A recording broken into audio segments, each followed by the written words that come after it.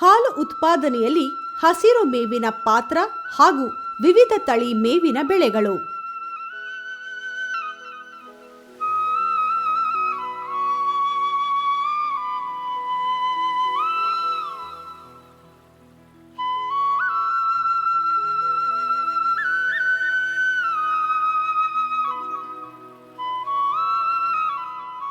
ಯಶಸ್ವಿ ಹೈನುಗಾರಿಕೆಗೆ ಹಸಿರು ಮೇವು ತೀರಾ ಅತ್ಯಗತ್ಯ. ಅಧಿಕ ಹಾಲು ಉತ್ಪಾದನೆ ಹಾಗೂ ರಾಸುಗಳ ಉತ್ತಮ ಬೆಳವಣಿಗೆಯಲ್ಲಿ ಹಸಿರು ಮೇವಿನ ಪಾತ್ರ ಅತ್ಯಂತ ಪ್ರಮುಖವಾಗಿರುತ್ತದೆ.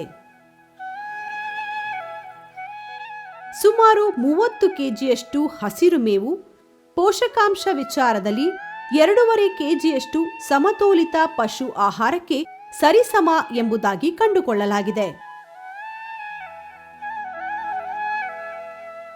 ಹಸಿರು ಮೇವಿನ ಲಭ್ಯತೆ ಹೇರಳವಾಗಿದ್ದಲ್ಲಿ ಹಸುವಿಗೆ ನೀಡಲಾಗುವ ಸಮತೋಲಿತ ಪಶು ಆಹಾರದ ಪ್ರಮಾಣವನ್ನು ಕಡಿತಗೊಳಿಸಿ ಹಾಲು ಉತ್ಪಾದನಾ ವೆಚ್ಚವನ್ನು ಕಡಿಮೆ ಮಾಡುವ ಮೂಲಕ ಹೈನುಗಾರಿಕೆಯನ್ನು ಇನ್ನಷ್ಟು ಲಾಭದಾಯಕದತ್ತ ಕೊಂಡೊಯ್ಯಬಹುದಾಗಿದೆ.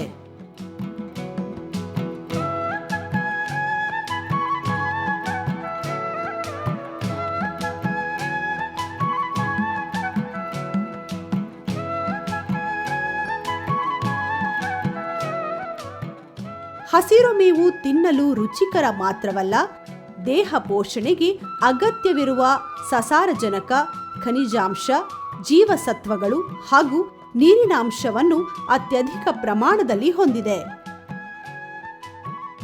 ಹಾಗಾಗಿ ಹಸಿರು ಮೇವು ಪೂರೈಕೆಯಿಂದ ಹಾಲಿನ ಇಳುವರಿಯನ್ನು 40% ಹೆಚ್ಚಳ ಮಾಡಬಹುದಾಗಿದೆ ಎಂದಿದ್ದಾರೆ ತಜ್ಞರು.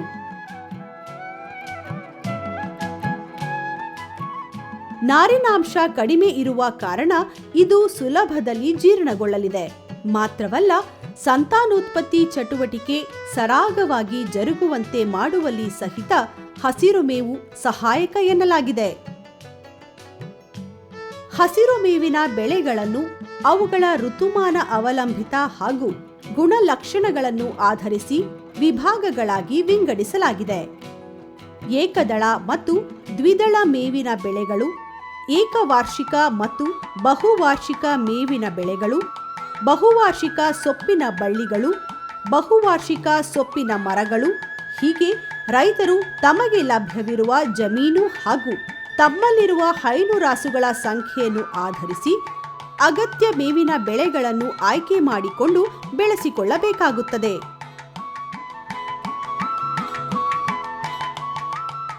ಸಾಮಾನ್ಯವಾಗಿ 1 ಎಕರೆ ಜಮೀನಿನಲ್ಲಿ ಬೆಳೆಯುವ ಹಸಿರು ಹುಲ್ಲಿನಿಂದ 5 ರಿಂದ 6 ರಾಸುಗಳನ್ನು ಸಾಕಬಹುದಾಗಿದೆ. ಹೀಗೆ ಅಗತ್ಯಕ್ಕೆ ತಕ್ಕಂತೆ ಹಸಿರು ಮೇವನ್ನು ಬೆಳೆದು ಮೇವು ಕತ್ತರಿಸುವ ಯಂತ್ರದಿಂದ ಸಣ್ಣದಾಗಿ ಕತ್ತರಿಸಿ ರಾಸುಗಳಿಗೆ ಪೂರೈಸಬೇಕು. ಮೇವನ್ನು ಕತ್ತರಿಸಿ ನೀಡುವುದರಿಂದ ರಾಸುಗಳು ಮೇವನ್ನು ಸುಲಭವಾಗಿ ತಿನ್ನಲು ನೆರವಾಗುತ್ತದೆ.